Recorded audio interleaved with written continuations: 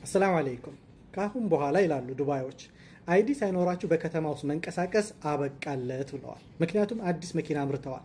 መኪናዋ ጉድ ጉድ ጉድ አይመጣ የለም እኮ ይሄ ቴክኖሎጂ በጣም እየተራቀቀ ነው ያለው። እንግዲህ እንደምታዩት እንግዲህ ዱባይ ላይ አዲስ መኪና አምርተዋል። እሱ ምንድን ነው ኢቃማ ያለውን እና የሌለውን የምትለይ ነው ያመጡት። እንግዲህ ኢቃማ የሌላችሁ ሰዎች ጠንቀቅ በሉ ነው የምላችሁ። ግን አይገርማችሁም ቴክኖሎጂ እንደዚህ መራቀቅ ማለት ነው።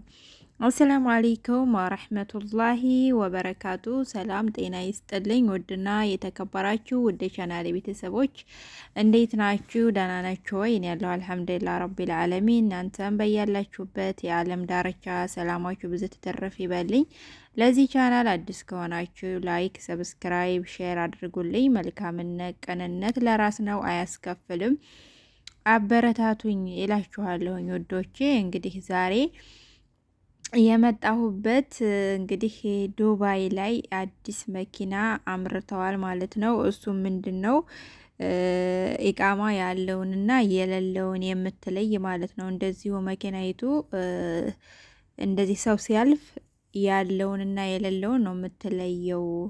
ካሁን በኋላ ህገ ወጥ ሰው እንግዲህ ሀገራችን አይቀመጥም፣ አንፈልግም፣ ህጋዊ ነው እንጂ ህገ ወጥ ሰው አንፈልግም ብለው እንግዲህ እንደዚህ አይነት መኪና አንጥተዋል። በጣም ነው የሚገርመው። ግን እኔ በጣም የገረመኝ ይሄን ያህል ቴክኖሎጂ መራቀቁ በጣም ይገርማል ማለት ነው። እና በዚህ አጋጣሚ እንግዲህ ተወከልቱ አላህ እስከ ዛሬም ድረስ ያኖረን አላህ ነው። ከዚህም በኋላ የሚያኖረን አላህ ነው። በእርግጥ ግን እንደዚህ አይነት ደግሞ ነገር ሲመጣ ያው ወረቀት የሌላችሁ ልጆች የራሳችሁን መጠበቅ አለባችሁ። በምትወጡበት ጊዜ ያው እንግዲህ አላህ ይጠብቃችሁ ነው የምለው። ብቻ ማለቴ አሁን እስከ ዛሬ ድረስ ብዙ ሰው ካለ ወረቀት ኑረናል በረዝም አመት። ግን ያን መኪና እንደዚህ ኢቃማ ያለውን እና የሌለውን የሚለይ መኪና የለም ነበረ።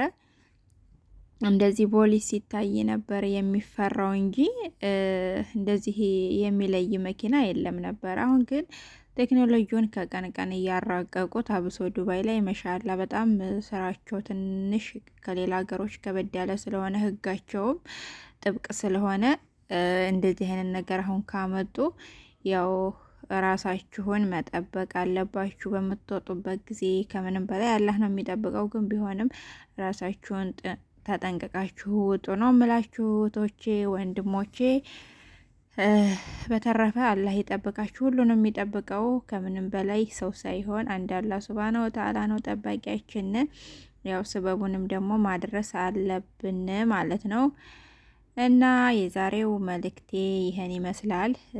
ተጠንቀቁ ለማለት ነው። እንግዲህ ያው መኪናይቱ ተመርታለች፣ ግን ወደ ስራ በቅርብ ጊዜ ትውላለች ነው የተባለው። ኢንሻአላ ደግሞ መኪናይቱ ወደ ስራ ስትሰማራ አብረን የምናይ ይሆናል።